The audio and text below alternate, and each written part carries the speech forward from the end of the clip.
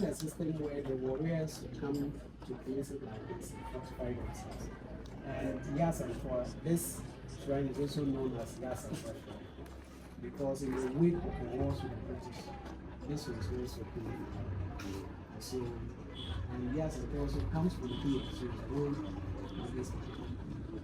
So you can see the warriors, usually they don't wear anything, but you shoot and they are not able to bend. So for the British to be able to capture, their shanties, they need to bend down most of these buildings. Fortunately, this particular one survived.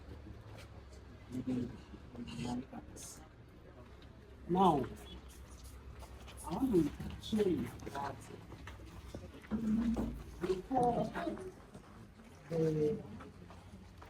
we had foreigners come to Gold Coast at the time, there was a system of worship, then also healing.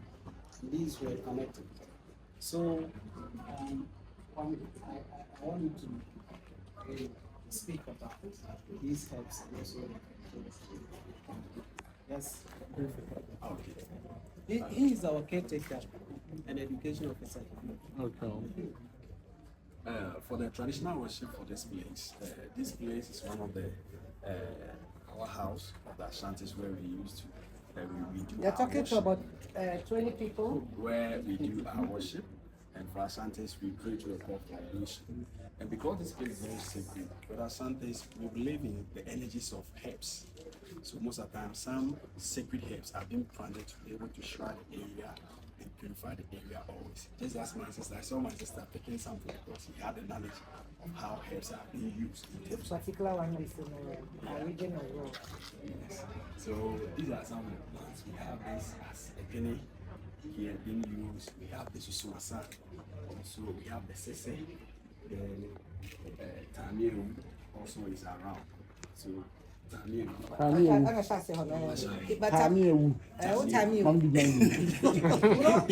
why you can even use it to fry your eggs. Oh wow. It's edible, yeah.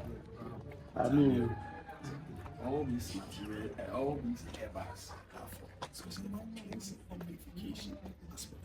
So when they plant around the sacred crop like this, it cleanses and purifies because the main shrine cannot be entered by anybody except the priest. So only the other people who can swear of our prayer to the ancestries and the deities around. So that's one thing about this place. In fact, in one of the ATBs, we have a place where there is a sick ward because at the time, what you have is only herbs. And so anytime you are sick, you run to the Okoko because he was the most knowledgeable person in the community. And so he has knowledge of this herbs, medicines, and all that. So at Patakor, for instance, they have even gone to the extent of having a place where people come for healing and they are unable to go back or in critical conditions will stay in there until they are healed and then they go back. But this is one of the most developed ATP because it was a collaborative work between to lay people when you say ATP and they know what it is. Okay, sorry. So Asante traditional buildings. So we shorten it and make it ATBs. And most of those that we have only 2 palaces at the moment, but the rest are shrine houses. So also to talk a little bit about this, in Ejunasi, for instance, before the Ashantis freed themselves from Denchira and then came to establish themselves here. And then most of the wars that they waged against their enemies at the time to be able to unite. It was this particular deity, and then also the Junase, that one they call it a Chiapusus. And so it is a very important deity to ascertain. Then I displayed takes care of it on his behalf. And because of where it is, I can say him also. So we just worked on that place to restore it to look exactly like this. because that is the original outcome of Asante tradition. But apart from that, the rest, are in a very deplorable state. As a sector minister, I have to let you know most of them are in a very deplorable state. Of course, we are in different stages of working on that. What did you hear? Yes. Because Are you for the exam? no. Okay, so at the moment we have three, which still needs critical attention. Yes, but the rest are in various stages of work. My question to you. Yeah. Does it leak? No, It doesn't. it doesn't leak, and because of time, in fact, this kind of roofing system offers the most comfortable, atmosphere. Once you have this, whether it's How material is that? this is raffia. From trees, Yes. palms. Yes. So what happened that we changed to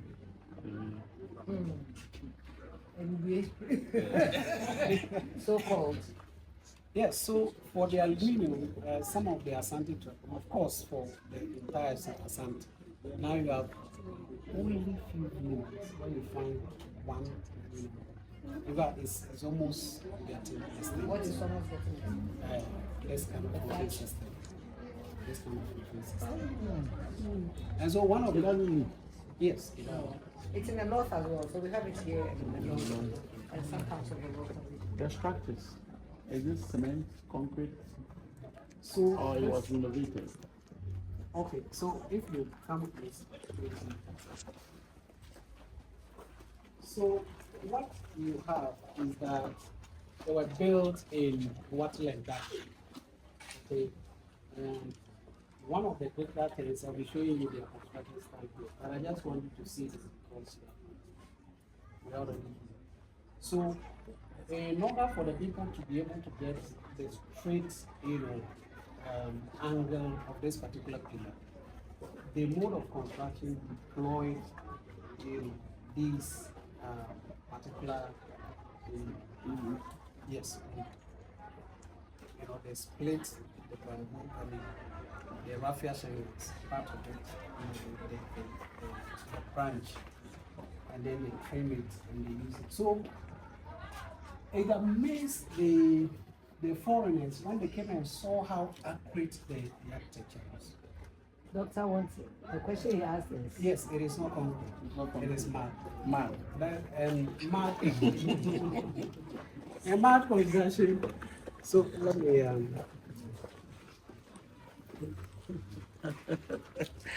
mommy, what's up? What's up, my people? so why did we begin from all these materials are also available, right? yes. Without importing, and it is durable. Yeah, we should set up a team to do something. Actually, there was one. I don't recall the gentleman's name, but it was called Apotech under Jerry Rollins. And appropriate technology. You all remember those things. So St. Louis Secondary School has one of those buildings. They used mud bricks to build, what was it, a library they built for us? It was after I left school actually, but it's there now. I don't know why we abandoned ship, but that was part of I think it was the craftsmen. They didn't have in the plan to train more craftspeople.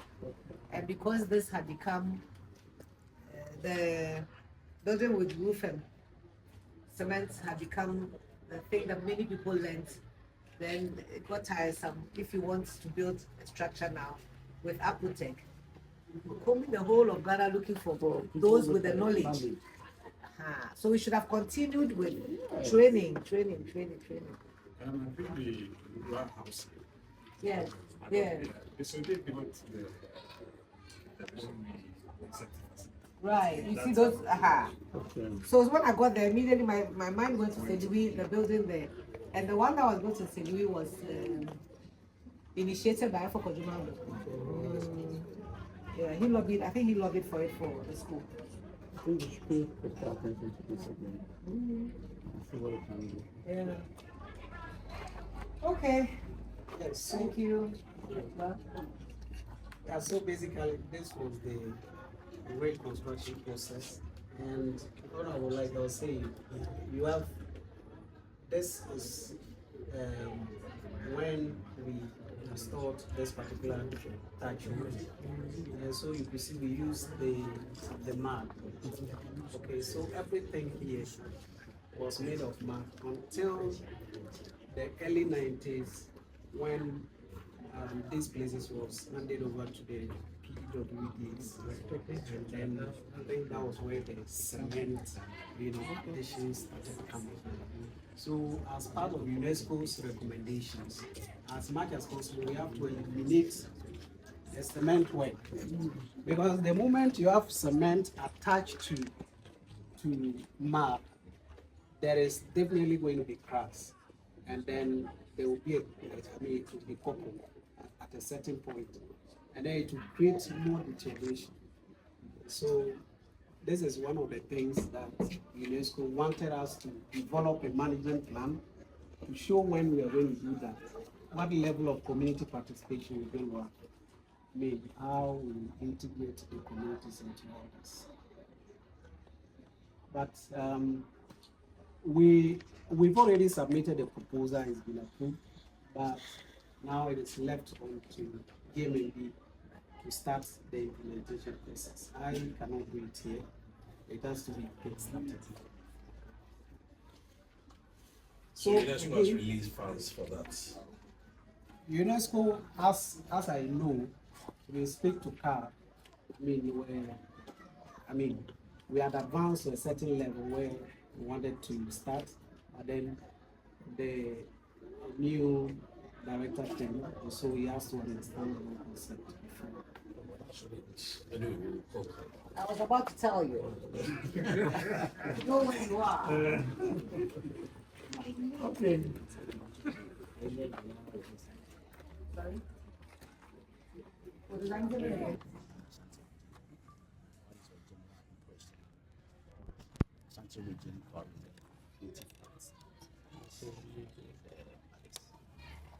So first of all,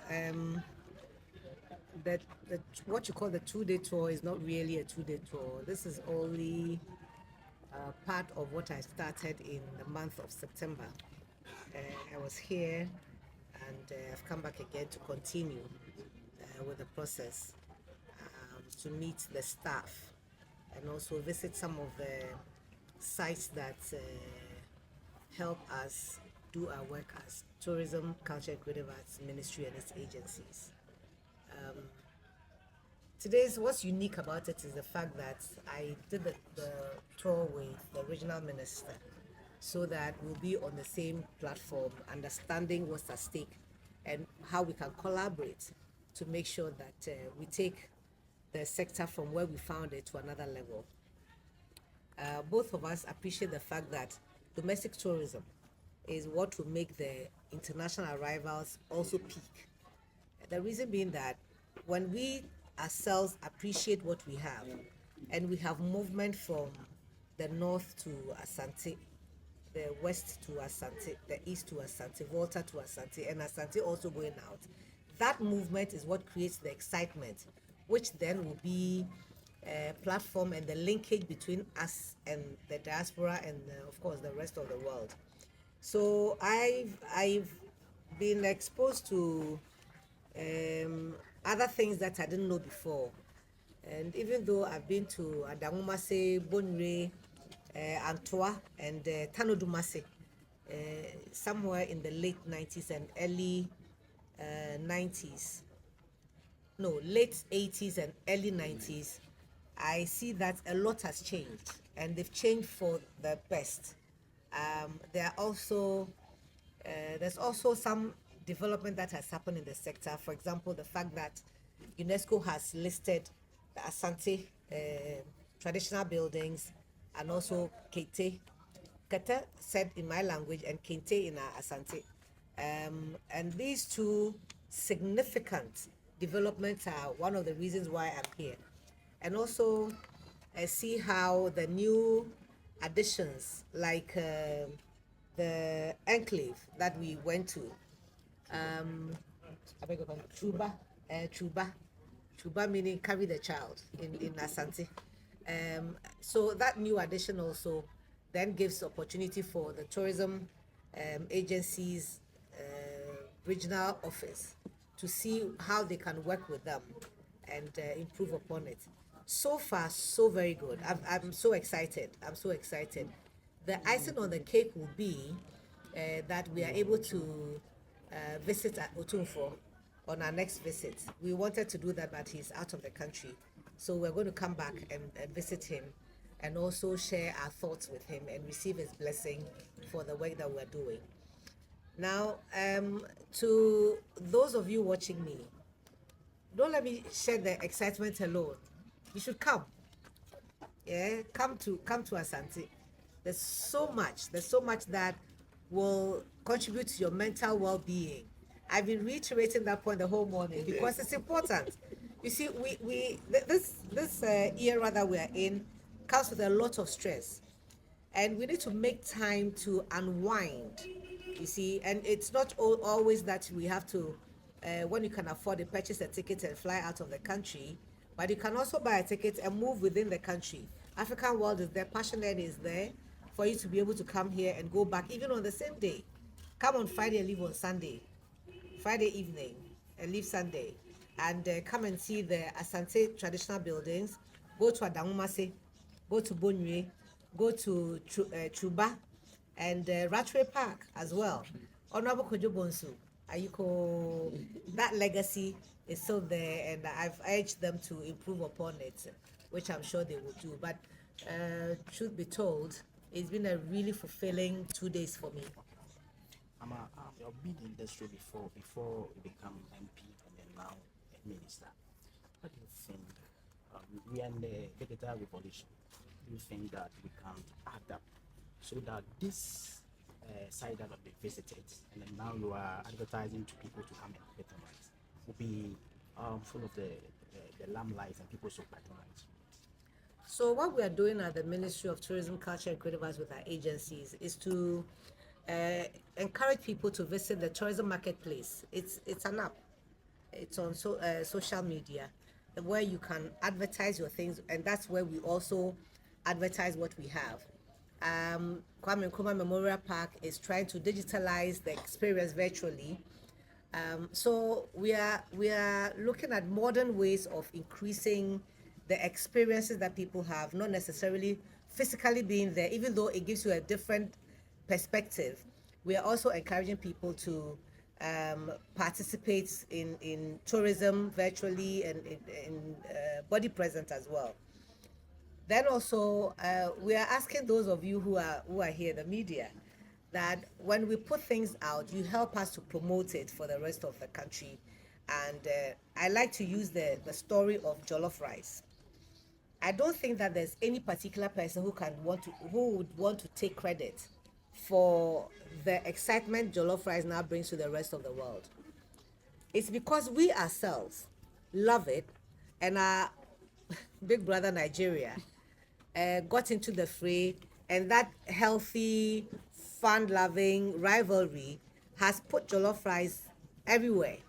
Now, only a couple of weeks ago, I met the Nigerian Minister for Tourism, and she told me that we are going to do a Unity Jollof fair, and we are planning it. But what I'm saying is that apart from following us on social media, enjoying the experiences on television, there's also opportunity for you to explore more. And as you explore and unearth new places in your own communities, you share it with us, and we will come there and look at it and use the medium that you provide to spread it out. So it's coming to see it yourself, it's joining us virtually and also on social media. Yes, we are improving upon tourism experience everywhere. But visit the tourism market online. Yes, thank you very much. Yes, so these are the only, this is one of the buildings that has the original outline of an Ashanti traditional building. So, or Ashanti architecture. So, before the British You came, see, may I interrupt you for a minute? What we do and lose revenue is for us to take pictures of what should be a